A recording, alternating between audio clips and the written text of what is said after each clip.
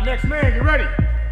1, 2, 3, 4, 5. The main thing I want on this is my hip. Your hips are gonna turn. So, my hip here, like I can't twist it anymore. I'm turning,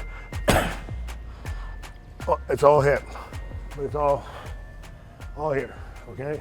Well, I've been working through this for about 2 years, and I wanted to do something different for our players. I wanted them to experience something different, but I wanted to tie into football. So after we kind of worked through it, I saw a lot of opportunity for our players to still do football, but do it in a different environment. Coach Hugh and I met.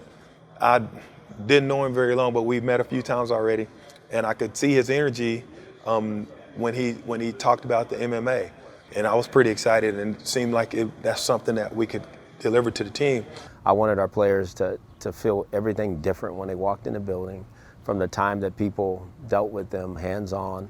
And I thought it was really important because it's just another avenue for our guys to learn from. You know, obviously it's a different type of sport, but there are some common traits that you got to have in both sports. And I think it's very important to always be looking and searching to do something different to improve your football team. We're working with all the positions. Obviously, I mean, at different times, and we do different things with different positions. You know, I do a lot of it in LA. When we're in LA, the off-season programs with the football guys, and it's a lot of fun for me. I like doing it. I like working with these guys. You know, I like teaching them some new stuff, and hopefully getting them to watch them use it in the game. As he's taking that other arm, I'm not letting him have both of them, so I'm gonna do the same thing and take this side.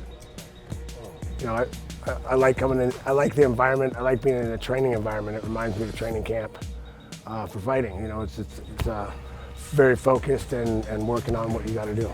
The biggest thing we try to work with them technically on is just body-on-body contact and wrestling with guys, getting balance stuff and feeling guys and how to push and pull.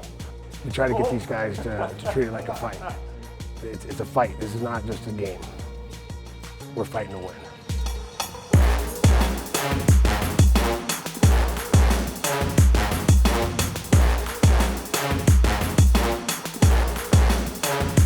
You know, when you compare the two sports, they're two completely different people. Football players are the best athletes in the world. I've always said that. I completely believe in it. Mixed martial artists are good athletes. Are they as great as football players? Probably not.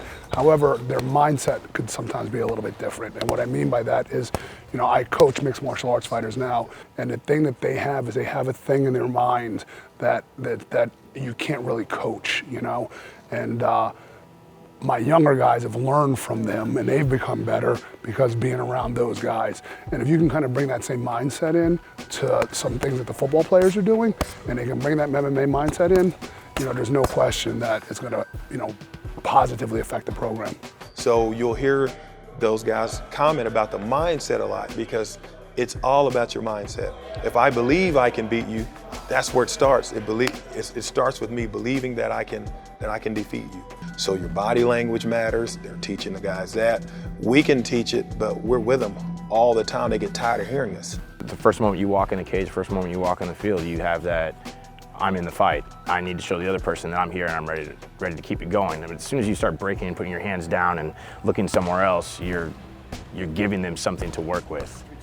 If I'm sitting across from you and I have that I'm gonna walk through you mentality all day long and I keep pushing, I'm pushing, you're eventually gonna break somebody's will. It's gonna go one way or the other.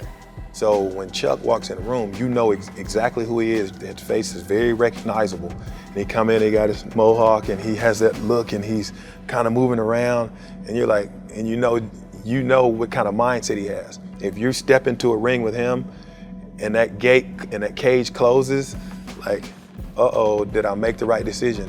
They're really teaching you about the individual victory over your opponent before you ever get to the team victory. Mixed martial artists don't have to be the best athletes in the world, but if they're very good mentally and they're paying attention to detail and they win what I call momentum shifts, which happen in football and happen in MMA, and they can keep winning those 10-second momentum shifts, they'll eventually win a fight, or for them, they'll win a down, they'll win a series, they'll win a game.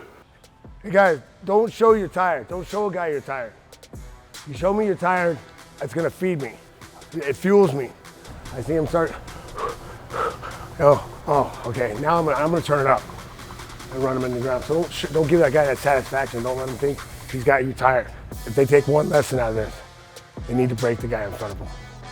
And if they keep that in mind the whole game, it's gonna change. Good job today, guys. Appreciate it.